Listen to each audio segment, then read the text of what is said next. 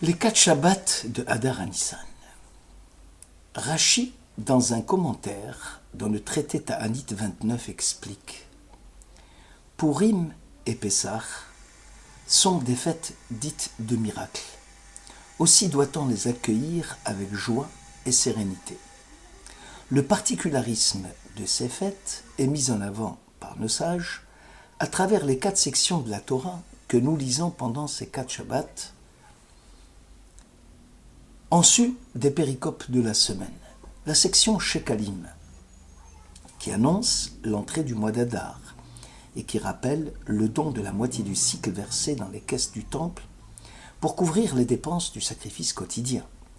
La section Zachor, que l'on lit le Shabbat avant Purim, où il est mention de Amalek, la source même du mal, ancêtre de Haman, et dont le souvenir doit être maintenu de génération en génération.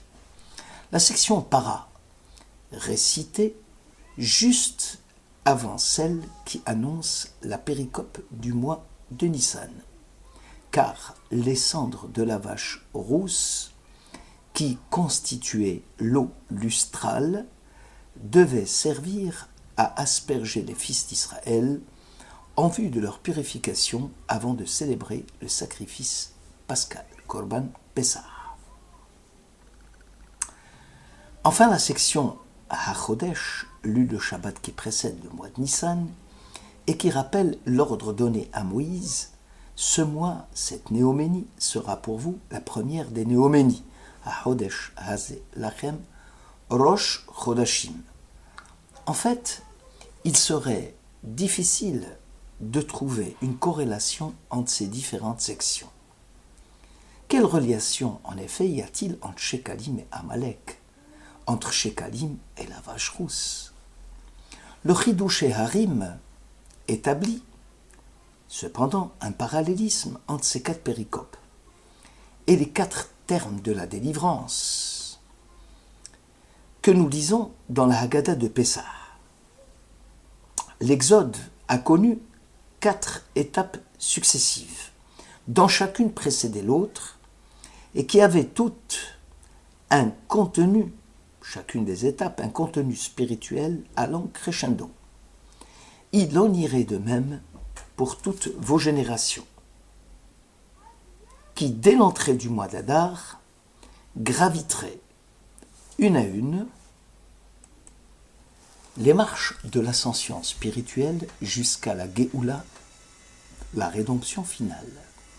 Le traité Yerushalmi sur Megillah 26 fait remarquer qu'il y a cependant une interruption entre les 4 Shabbatot, soit entre le Shabbat Shekalim et Zachor, ou bien entre Zachor et Para. Mais aucune interruption n'est possible entre la section Para et la section HaChodesh. Pour s'en souvenir, le Yerushalmi rappelle, le Talmud de Jérusalem rappelle, lors de la consommation des 4 verres de vin de la soirée du Seder, il n'y a pas lieu d'interrompre entre le 3e et le 4e verre de vin. De la même façon, les 2 dernières sections lues en sus de la péricope de la semaine, Para et Chodesh, il n'y a pas lieu d'y interrompre. Le Yerushalmi reprend donc la similitude entre les 4 sections des Shabbatot particuliers et les 4 termes de la délivrance. Quels sont ces 4 termes de la délivrance? Ve Ga'alti, Ve Hitzalti, Ve Hotzeti, Ve Lakarti. On les voit dans la Haggadah de Pessah. Cela rappelle la section de Vaïra où il est marqué Ve Ga'alti. Dans un premier temps, l'Éternel part de « je vous affranchirai » avec un bras étendu, je vous ferai soustraire aux corvées des Égyptiens, je vous délivrerai de la servitude, je vous affranchirai avec un bras étendu, et enfin je vous amènerai dans le pays que j'ai promis à donner à vos pères. Donc dans cet ordre, Vehotseti, Vehitzalti, Vegaalti, Velakarti. Voilà les 4 verbes qui vont nous intéresser. La paracha donc Shekalim et sa relation avec Vehotseti etrem mitachat sivlot misraim. Je vous ferai soustraire des corvées de l'Égypte. Quelle relation y a-t-il? Nos sages rapportent que nos ancêtres en Égypte avaient touché le fond de l'impureté. L'Égypte d'alors était réputée comme étant le pays de la débauche et des abominations en tout genre, ce que la Torah appelle les toévot. Or, assurément, lorsqu'il s'agit ici d'un assujettissement physique des Hébreux, il était non moins suivi d'un asservissement spirituel et moral. Donc assujettissement physique et asservissement spirituel et moral. Donc il ne permettait pas à Israël d'y voir clair, aucune rédemption ne pouvant alors avoir lieu, avant au préalable d'avoir rejeté catégoriquement les abominations de l'Égyptien. La condition donc sine qua non de la délivrance d'Égypte était le dégoût suivi du rejet par la pensée et par les actes du mode de vie en Égypte. Sans ce dégoût et ce rejet, il ne peut pas y avoir Vehotseti, donc je vous ferai soustraire aux corvées des Égyptiens. Le Midrash Tanchuma sur la section Kétissa écrit « Dieu dit à Moïse, quand Israël lira devant moi la section de Kétissa, ils pourront lever leur tête avec fierté. » Tissa, le verbe nasso, c'est les harim, lever la tête. Le Maral explique « L'homme est né debout. Il a une stature dressée, contrairement aux animaux qui marchent courbés, ce qui montre son niveau de liberté et de responsabilité. » Immoler l'agneau est donc le témoignage de la renonciation à l'idolâtrie. Israël avait un gros effort à fournir. Il devait manifester sa volonté d'indépendance. Cet acte de foi est le premier acte de la liberté. Rompre avec l'idolâtrie, c'est renoncer à la sujétion. Égorger l'agneau, c'était sacrifier symboliquement l'homme, l'animalité qui est dans l'homme. Parashat Zachor, elle est en relation avec « Je vous délivrerai de la servitude ». Amalek est devenu le symbole du mal absolu. Sa guerre contre les populations juives faibles et démunies s'est dédoublée d'une tentation de faire trébucher Israël sur le plan spirituel, puisqu'il cherchait Asher karcha baderech, le mot kar vient de la racine kor qui veut dire le froid. Il a cherché à refroidir l'enthousiasme des fils d'Israël à l'égard de Dieu. Dans tout acte de violence, de violation des droits de l'homme, il y a un tantinet du pouvoir maléfique de l'Amalek biblique. Amalek aussi signifie qu'il dit à Dieu, cette fois-ci sur le plan individuel, d'extirper la violence qui est en nous. Chacun porte en soi la peste, disait Camus. Amalek, ce sont nos appétits insatiables, au refus de partager avec l'autre. Amalek, c'est la libération des mœurs et la non-maîtrise de l'instinct sexuel. Amalek, c'est l'intolérance et le mépris qui engendrent l'affrontement et le totalitarisme. Amalek, enfin, c'est le culte du moi, c'est l'exaltation de la puissance. Voilà donc Amalek qui est aux aguets et qui cherche à nous faire trébucher. Désir de biens matériels, désir de la femme, désir d'être reconnu. Dieu promet à Israël, mes enfants, j'ai créé le Yetzer Hara, le mauvais instinct, mais j'ai créé en même temps la Torah, son antidote. C'est le sens même, je vous délivrerai de la servitude, c'est-à-dire de vos penchants individuels, je vous aiderai à les satisfaire avec modération, à les contrôler et à admettre leur existence chez l'autre. Troisième parachat, parachat para. Cette fois-ci en relation avec je vous affranchirai, Bega'alti etrem, bizroa netuya, avec un bras étendu et une main puissante. Après avoir rejeté avec dégoût l'impureté de l'Égypte et après avoir déclaré la guerre contre le mal absolu symbolisé par Amalek, l'individu ne peut qu'accéder alors à l'étape suivante, celle de la pureté, symbolisée par la vache rousse. La pureté au sens hébraïque du terme signifie le rattachement des éléments à leur source première.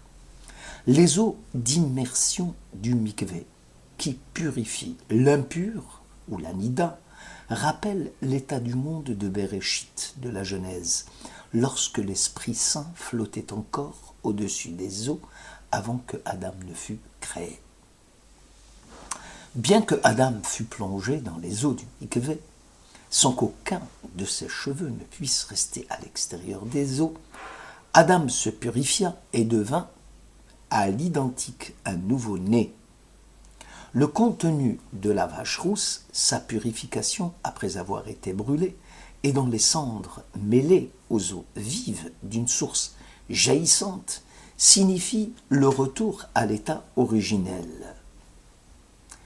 Géoula signifie le retour Vega'alti à l'état antérieur, lorsque le propriétaire terrien cédait le terrain à celui de ses créanciers, il avait la possibilité de le racheter, Géoulati Yel Haaretz, c'est-à-dire le ramener entre ses mains comme avant. Donc dans toute Géoula, dans toute rédemption, il y a un retour à l'état antérieur. Géoula et Tahara. Géoula donc, c'est la rédemption, Tahara, la purification, affranchissement et retour à l'état antérieur de pureté. Ils ont un dénominateur commun, le rapprochement entre deux entités ayant connu un état d'éloignement, Géoula pour la terre et Tahara pour l'individu. Quatrième paracha, parachat HaChodesh, en relation avec Velakahti etrem, je vous amènerai dans le pays que j'ai promis à vos ancêtres Abraham, Isaac et Jacob. Sans loi, point de liberté. Si le destin n'est pas orienté par une valeur supérieure, si le hasard est roi, voici la marche dans les ténèbres, l'affreuse liberté de l'aveugle, écrivait Albert Camus.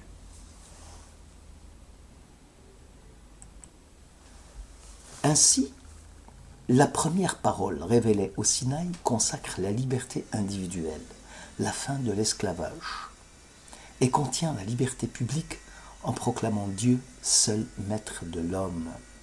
Seule une vision du monde spiritualiste garantit la liberté de tout un peuple.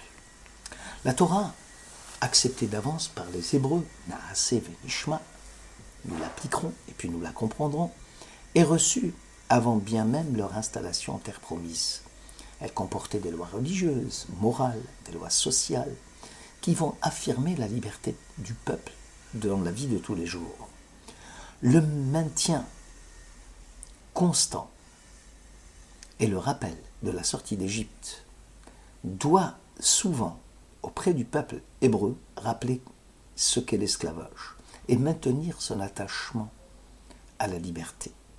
La première mitzvah donnée à Israël fut alors « Ce mois, votre Nissan, sera pour vous le premier des mois. Seul le Sanhédrin, Sanhédrin, l'assemblée de 70 sages, pouvait fixer la néoménie et sanctifier le mois du calendrier hébraïque.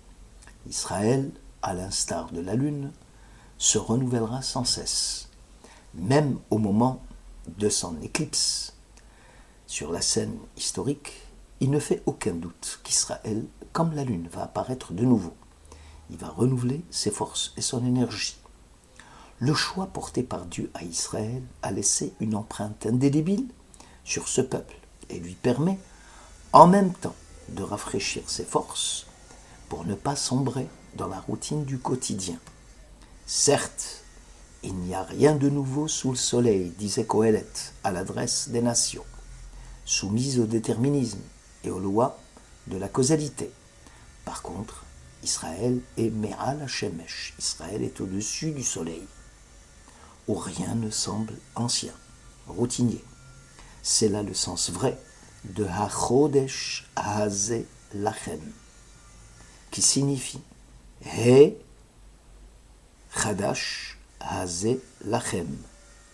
Ceci est le mystère de votre pérennité. Ceci est le mystère de votre renouvellement. Bonne fête.